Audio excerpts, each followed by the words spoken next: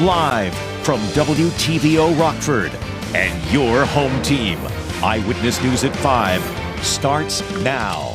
Freeport police are on the lookout for a missing man. A loved one tells us why she's so concerned. Illinois shows off its plans for the future of transportation in the state. Projects add up to billions of taxpayer dollars invested. And there's still time to adopt a new furry friend. The discounted fees at the Winnebago County Animal Shelter. Good evening. I'm Mimi Murphy. And I'm Eric Wilson. Janesville police arrest a man after they say he took off from the scene of a crash. Officers responded to the intersection of Delavan Drive and Beloit Avenue after a pickup truck hit a car last night. Police tracked down the vehicle and pulled it over. One officer started the traffic stop, but the truck sped off. Then the driver, 56-year-old Chad Meisner, crashed into a house. You can see the damage from these pictures. Meisner was taken into custody. He's charged with operating while intoxicated. It's his fourth offense. We're told no one in the home was hurt.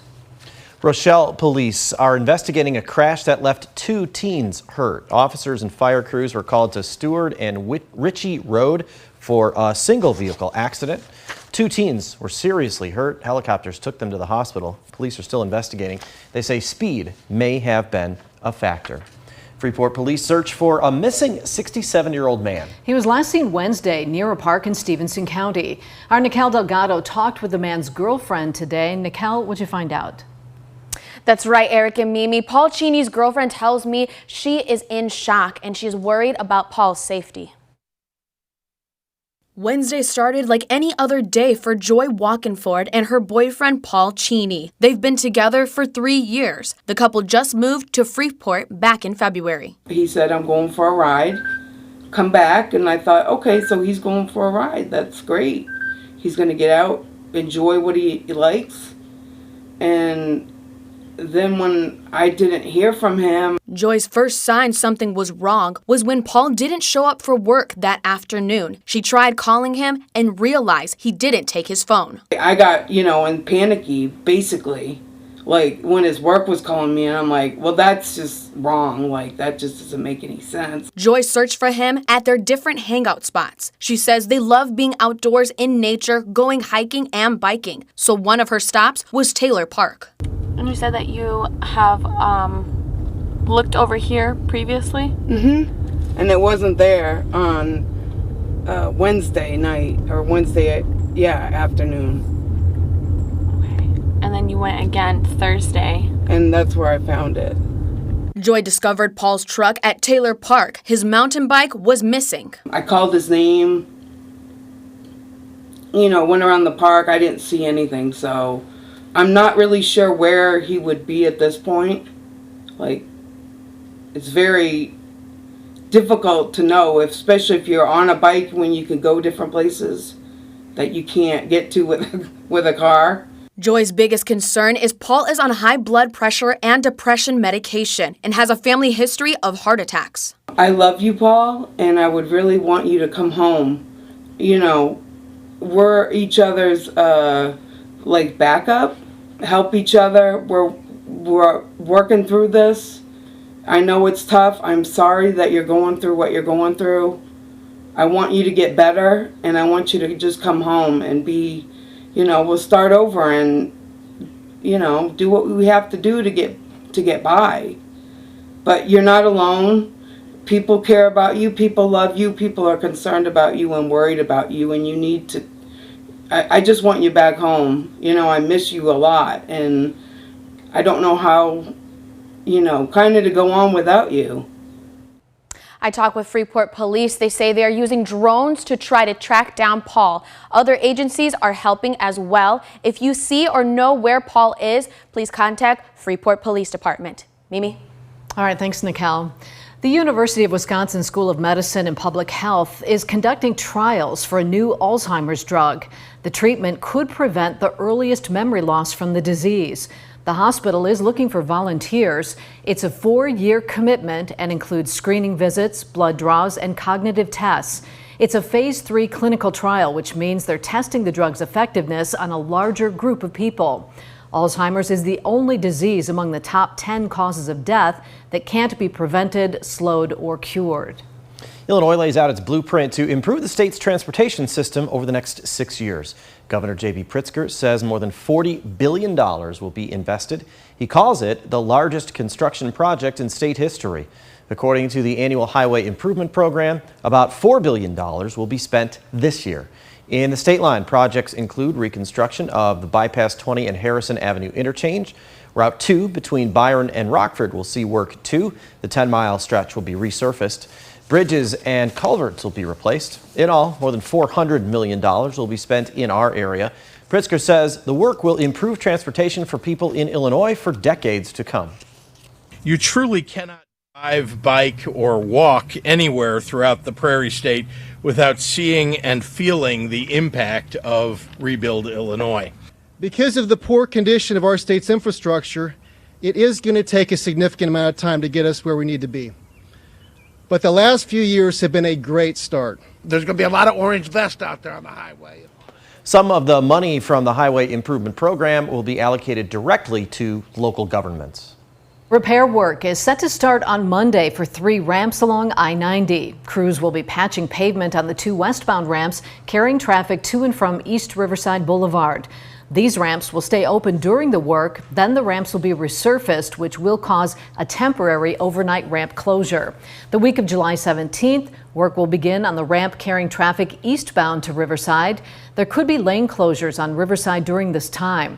IDOT says there will be electronic messaging and construction signs to alert drivers. Freeport kicks off the weekend with a classic celebration. Tuddy Baker Fest is back after a 20-year hiatus. The 3-day event is named after Freeport's founder, William Tuddy Baker. The festival includes live music, fireworks, and a carnival. A whole area in downtown Freeport's been closed off. That's designed to give people who attend freedom to move around. So one of the things that we really wanted to focus on was not to have people congregate in one spot. So we have what's called a festival district. So there's a certain perimeter around the downtown that you can go into any one of our 5 liquor license holders, purchase a drink, be properly wristbanded, and be able to walk out into the streets in that designated area. So it will cause people to be able to walk around and not congregate under a beer tent. Tuddy Baker Fest just got underway a few minutes ago. It runs through Sunday. Admission is free. The Circus came to town for local children at the Discovery Center. The wild Rumpus Circus gave kids a taste of excitement. There were several performances, including the tightrope, juggling, and jokes. Along with that, children could get involved trying to balance on the tight wire and swing on the trapeze. The marketing director for Discovery Center says today's event is great for kids and parents alike. You don't see many circuses anymore, and while these don't have live animals, we don't have elephants and tigers in Discovery Center, there's some fun clowning and juggling and balancing acts and things like that. And so I think that's just, it's just a fun way for families to come together and enjoy the day. This event was part of the Discovery Center's Family Friday series. Next week's theme is Magic and Fairy Tales. A local magician will perform, and there will be science activities related to everyone's favorite stories. There's still time if you're looking for a new furry friend. Today and tomorrow, adoption fees for the Winnebago County Animal Shelter are discounted. Cats will cost $5, dogs are $10, kittens are $25. Here's an update. Around 30 cats, nearly 20 dogs have found a home so far. There are still dozens available for you to adopt. Fee discounts are all sponsored by the Bissell Pet Foundation. The latest jobs report is released. Coming up, the results have some experts praising slow growth. And coming up at 6, doctors call for changes in drug manufacturing to deal with the dangerous shortage of cancer treatments. And our comfortable temperatures have left us now with a chance for rain as we get later on into the evening tonight and going into the overnight hours. I'll let you know when a few rumbles of thunder are possible and when our temperatures and humidity start to climb next week, coming up in just a few minutes. You're watching Eyewitness News, your home team with Eric Wilson, Mimi Murphy, Scott Leber, and meteorologist Jordan Wolf. The latest jobs report is released, showing the job market cooled in June, adding a little more than 200,000 jobs. That's nearly 100,000 below May's report. Basil John shares the latest numbers and what analysts are saying.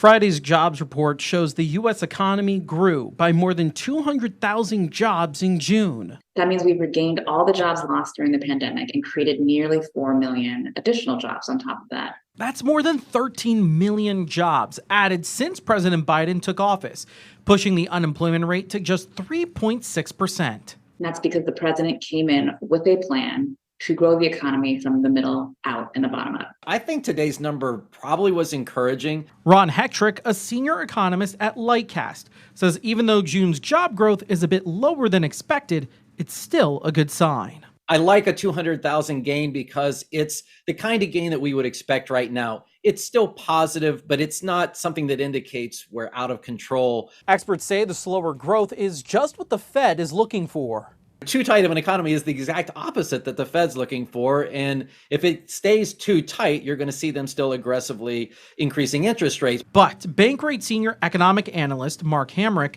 says the encouraging report is probably not enough to prevent another interest rate increase. My expectation right now is the Fed will raise rates at the end of July. Whether they deliver again at the following meeting in September really depends on the performance of the economy. Reporting in Washington, I'm Basil John. It is a nice day to be outside. Temperatures in most places were this close to 80. Coming up, Jordan will show us the weekend forecast and our rain chances. It's coming up.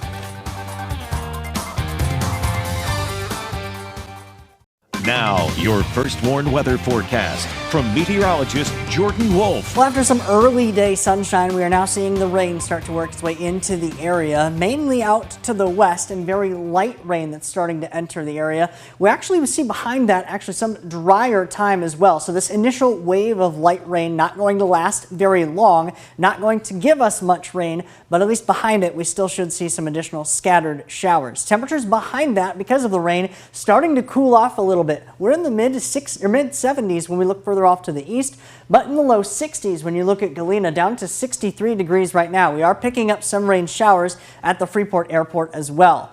Locally, at least for some of our weather watchers, they're also seeing temperatures a little bit on the warmer side. Mike in Forreston reporting a temperature of 76 degrees. Rain having just started a little while ago, around 45 minutes ago is what he said, that he's starting to get just a few sprinkles starting to work their way into the area. Some darker clouds showing up, at least in Beloit, Wisconsin. Not any rainfall there yet, but some of the rain starting to work its way into the area. Not any heavy rain, as I mentioned, but very light rain starting to work its way in. Some of the heavier rain could be working its way in as we get into the rest of the overnight hours tonight. Temperatures not falling too far, only down to around 60 degrees. Not too far away from where we were last night when we fell to 57. We are still going to see those temperatures warming right back up as we get into the day tomorrow, though. Even after the rain works its way out, we're going to see temperatures remaining a little bit on the cooler side, very similar to where we were today. 79 degrees is where we head for the afternoon high. After the rain does get out of here, then we see some of the actual sunshine that'll start to work its way in as we get into the afternoon and going into the evening hours. We look at Futurecast now and we see that rain that starts to enter the area as we get into the evening hours tonight. Some light and scattered rain as we get behind that. Some of the heaviest rain does remain a little bit further off to the south of our viewing area, along with the chances for a few rumbles of thunder starting to work their way in, especially as we get after the midnight hour, mainly closer to 2, 3, and 4 o'clock in the morning. Then the sunshine comes, and then we see a lot of clear skies as we get into the rest of the evening and throughout much of the day tomorrow, going into Sunday and into Monday. Some of the heaviest rain does remain further off to the south of the viewing area. However, many spots, at least locally, if you get hit by some of those stronger thunderstorms, could actually see some decent rainfall. But otherwise, if you don't see those thunderstorms, not looking like you're going to see much more than around 1/4 of an inch. Some of the heaviest rain does remain further off to the south, and we see a tick up in the humidity, at least in the short term, from some of this rain that comes into the area. Only seeing a very short period of time for that humidity, though, because we drop those back off. But then as we get into the early part of next week, that humidity does start to climb right back up, and we actually could see those dew points reaching back into the low 70s again early into the week. A pattern change is on the way, and that'll bring us a more active pattern as well. This ring of fire pattern, which was in the southeast a few weeks ago, now shifting to the southwest, that's going to bring us increasing storm chances, and also the high and low pressure interacting with each other, going to ramp up some of our upper level winds, which will bring us a more active pattern, increasing chances for thunderstorms and showers as we get into the next couple of weeks and going into the end of the month. In the short term, still fairly comfortable, lots of sunshine as we get into Sunday and going into Monday after our rain showers, but a little bit of an increase in humidity early into the week, followed by another cold front and a couple thunderstorms early into next week. Lots of changes coming. Jordan, thanks. Reagan's in next with sports. The Chicago Bulls are back with Summer League action, which means a first glimpse at the rookies. She'll have that preview for us after the break.